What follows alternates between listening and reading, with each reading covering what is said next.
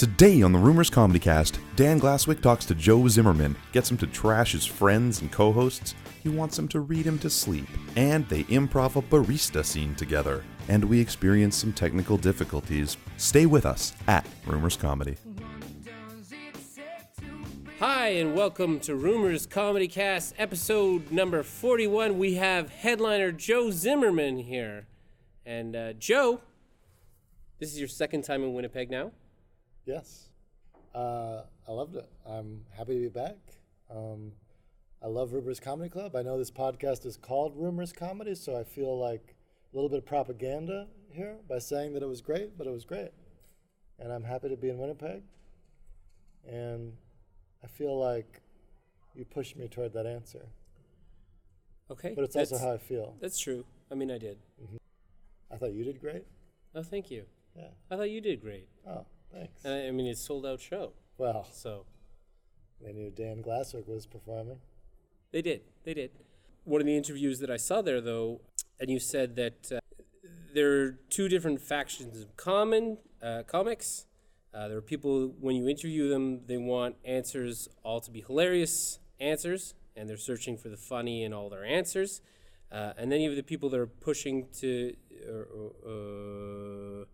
then you have people that aren't pushing for the funny and get real. Yeah. They get real. And if it gets funny, then it is funny. And if it doesn't get funny, people are completely fine with that. Where do you think this is going to go based on that? Where is my answer going to go? No, like, where do you think, like, how do you think the feeling is going to be? Like, do you think I'm just going to be searching for cheap laughs, or do you think I'm going to be looking for, like, kind of more in-depth? Like, who is Joe? Oh, I feel like your interview is looking for more. I feel like you haven't decided. Cool, right? Well, here we go. So here comes the questions, Joe. Yeah. You're writing a book, and you started a podcast. When the interview that I wrote from Slate was written, you were just starting. How are both of those going? Podcast is cool. It's called Universe City, and it's me and two comics with science PhDs, and we take a study and we discuss it each week and try to make it funny. So, like, I'm trying to think of an example. There's some study that just came out that if you work 60 plus hours a week, your chance of having a stroke goes up 37%. So we read that study and then just discussed and try to be funny about it. So it's like funny science. On the podcast with you is two comedians with PhDs. Yes. How do you think that they describe it when they ask someone else about the podcast? Like, if they were to describe, is it like a podcast with someone with a PhD and Joe? Oh, they're probably like, oh yeah, it's me and this other guy with a PhD, and then this like star comedian. Joe Zimmerman. Are you more successful than the people on your podcast? No one's gonna see this. I would say, in terms of comedy credits. Yeah. But I would say as far as a podcast goes, we're all equal contributors. Okay. Yeah. But as a comedian, I would say that yes, Jono and Raj are much more successful than you both. thank you for joining us on Rumors Comedy Cast number 41. That's been Joe Zimmerman trashing his co-hosts. I like the way you lead into these controversial topics. I want to talk about your voice, because you have a very calming voice, a very calm demeanor about you, and your voice, you must have been told this a million times, is very soothing. A million, yeah. I mean, million, yeah. I feel like I have gotten that a lot. Yeah. Soothing. Do you feel soothed? I feel like in an alternative world, you might have read audio cookbooks to put me to sleep. Is that how you go to bed at night? You listen to cookbooks Well, no, because they don't have very calming voices. in an audio format of a cookbook? Well, cookbooks are boring. Do they read recipes in audio? But you're so Like, oh, man. you're so wonderful to listen to. I gotta cook this spaghetti. Have you ever been told that? Is that Get this audio file. all right, Joe? Trying to take one over on me here. I'm driving the interview. That's all I really had at that point. Have you ever tried a different pace in your comedy, or has this always just kind of been natural to you, and that's what you knew? And You know, I've when I try to be really animated and enthusiastic and passionate and high energy, I'll watch that back on tape or I'll hear it back and it just sounds like very low, soothing. So even when I try to be amplified, it still just sounds like that. so you find that you are soothing yourself. No, I just lack the amplification button, I would say. Okay. Like this is me being like really, really loud, right here. Yeah. Yeah. If we look at arena comics, Yeah. it's always You talking about Kevin Hart? We're talking about Kevin Hart. We're talking about Chris Rock. We're talking about Eddie Murphy. There's other examples, but there's people that are personality and they're definitely out there. You're gonna say you're gonna be really impressed when I become an arena comic with my soothing voice? Nope. Oh. I think you deserve to be. Oh, well.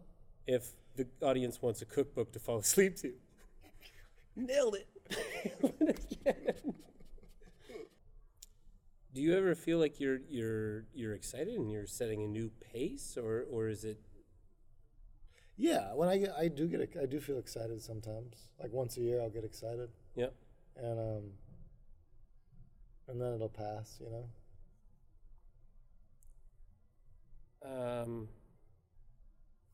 Okay. I mean, there's a lot of anxiety and depression in comedy. Mm-hmm. The pace that you follow Mm-hmm. and the tone of your voice. I just would assume that you're just very calm. Oh yeah, I would say I've definitely had anxiety and depression in my past, and I didn't know. I literally thought I had chronic fatigue, but it turns out anxiety and depression make you tired. So I found that out after thinking, because I have a little hypochondria. So I was like, I have chronic fatigue syndrome, and I'm sleeping all the time, and it's just anxiety. It makes you tired too. So I read the Anxiety and Phobia Workbook. It's a good one. It was the top rated anxiety book on Amazon.com. Mm-hmm. And they basically said exercise a lot and drink less coffee and your anxiety goes away. And so I haven't had any anxiety since I did that. Kind of self-diagnosed and self-medicated. Yeah, so like if you're starting to get some anxiety Mm-hmm. and you're also chugging a large coffee, you just dial it back on the coffee and you'll be fine. Yeah. Any other thoughts on that? Great question. Yep. I do think comedians. I've heard a lot of people say, I have a real theory for you. We're getting deep. Okay. This is what I want. This is the gold. I've heard a lot of people say that comedians have bad childhoods, and that's why they're comedians. Mm-hmm. And I don't agree with that. I disagree with that. I do think comedians have dealt with depression because supposedly laughter is the best way to deal with depression. Mm-hmm. Funny people are more likely, if you meet somebody that's really funny, you're like, this person's hilarious, then you can also probably rest assured that they're also depressed or have been. But do you think that, in a sense, almost might make you more emotionally stable because you're in tune with what? Like, do you think comedy maybe helped you through depression? Yeah. So people that have depression that don't that don't laugh and don't do jokey stuff have it way worse. Mm-hmm. Yeah, so it's totally a healthy way to deal with it. But I don't have it. I haven't had it lately or for a couple of years. Okay, just a second note from our sponsors. Bunty Soap coming up strong, always. Bunty Soap. Oh, I thought you were going to advertise 5-HTP supplements for boosting your serotonin. That one too.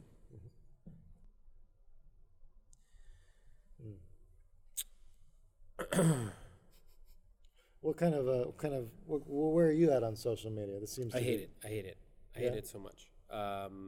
Well, that's fine.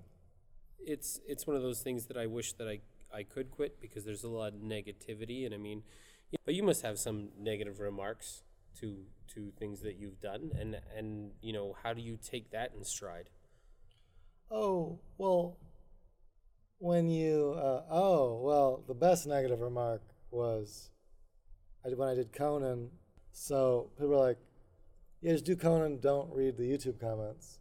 But then I did Conan, and I was like, I'm not going to read the YouTube comments. I was happy with the set.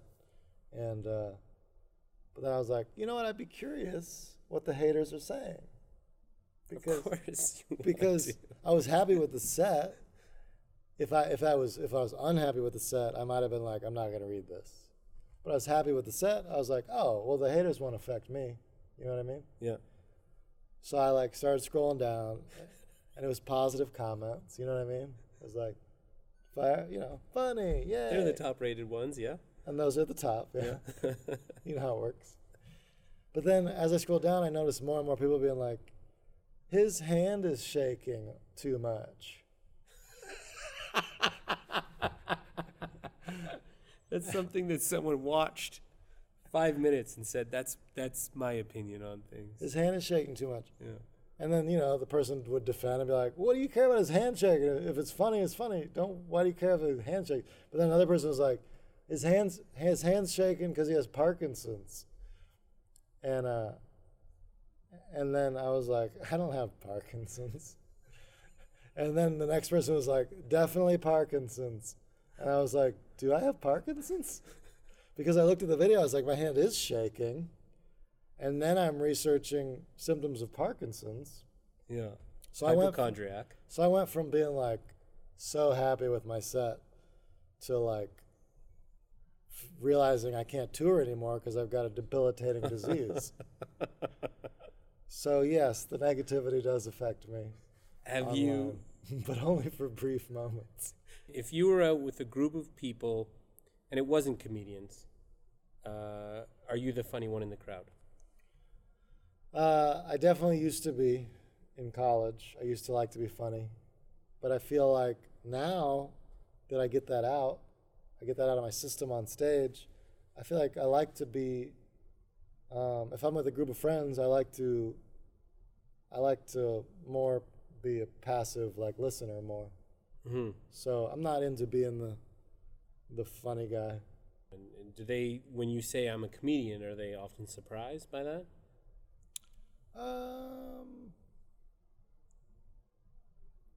I don't know. I guess so, yeah. I guess I don't strike. No, I don't know. If my barber is cutting my hair, first of all, I'm not going to tell my barber that I'm a comedian. But if my barber somehow, I was like, yeah, I'm a comedian, my barber would probably be a little surprised. Yeah, but they would also just assume, living in New York, everybody just says they're an actor or a comedian, and everybody just assumes that they wait tables. So if I told somebody in New York I was a comedian, they would just assume I was a bartender, probably. Yeah. So they wouldn't be surprised. Or a barista. They would probably think I was working in a coffee shop. Yeah, that would be, And then if I was like, no, really, I do it for a living, they'd be like, why are you like acting like this? See, the further stretch for me would be bartender. Because then you have to be like, yeah, no, I'll get you this, and I'll get you this. And then like a barista music, yeah, no. Barista. Can I try and imitate it? I don't know. Hey, would you like a coffee? Here, I'll order. Okay. May I have a small black coffee? Do you mean like a tall, dark roast, or what would you like? Sure, I'll have a tall medium roast. Can I have a medium roast? Okay, I'm sorry. You can have whatever you want. Yeah, they do that kind of look away thing. Yeah. And then I say I'm not even paying money because you made me say tall. Oh, shit. Yeah. I looked on... Throw the coffee on your shirt. This is me being you getting coffee, hot coffee, spilled on me. Oh. Like, I'm really mad at you, but I don't know how to express it in a way that would sound really angry because I'm just so calm and cool. That's you imitating me? Yeah. Yeah. Do me. Do you? Yeah, okay. Try me. Okay, so... Do you need me to order something? Just throw coffee on me?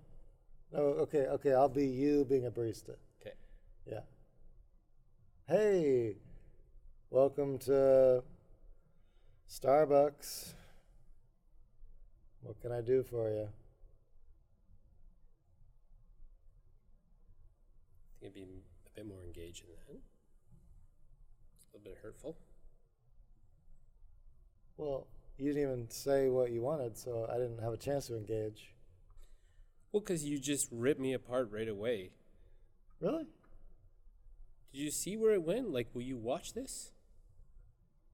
Yeah, I'll watch it. I thought I did a pretty good... I think people watching will be pretty impressed with my impression of you. You have a voiceover agent. Okay. But on your IMDb... You've done so much research. You have no voiceover work. When is it time to can this person? You've got no voiceover work. Okay. All right. First of all, IMDb doesn't list everything. Not unless you claim it. I'm not going to go onto IMDb and claim. I know you're not, voiceover because I role. claimed your IMDb. I am now Joe Zimmerman on IMDb. Okay. I own your shit, dude. Well, no wonder you want me to get voiceover work. It's going straight into your wallet. Hey, I'll get you a tall whatever. Is that your imitation of me? I'm trying again. Yeah, it's really dead on. Secondly, I think what you saw on my website was commercial and voiceover agent. Oh, I think it was just voiceover. That's maybe how they promoted it. Oh. Well, to answer your question, no, I have not gotten any voiceover work. You're right. Okay. And I wish that I did. I wish that I got voiceover work.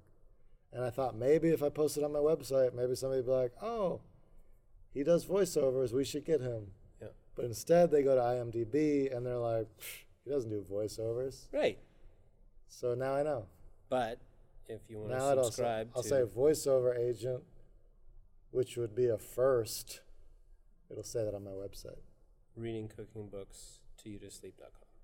Oh, I should do audio cookbooks. It would be amazing. Just slow roast that. Just put it in for Ingredients 6 hours include while I read. 1/2 cup sliced almonds. That's beautiful. 1 teaspoon vanilla extract. 1/2 cup diced onions. Is this a real recipe? Yeah, What is it? I'm coming up to my sautéed vegetable dish. You can add chicken if you like. Let's get out of here. Let's completely just erase the slate. This is getting nowhere. Okay. Nowhere at all. We're at 41 minutes. I did it again. We gotta wrap it up. Okay. Any shows that you want to promote coming up? Well, I hope that you'll check out my podcast, Universe City. Yep. And I hope that you'll check out my CD on iTunes, Smiling at Wolves. Smiling at Wolves. Joe Zimmerman here for Rumors Comcast episode 41. He's here till Saturday. Very, very funny comedian. I recommend you come check him out. It's a pleasure to have him here, and it's lucky that we're able to book him. Thank you so much for being here, and thanks. Sorry.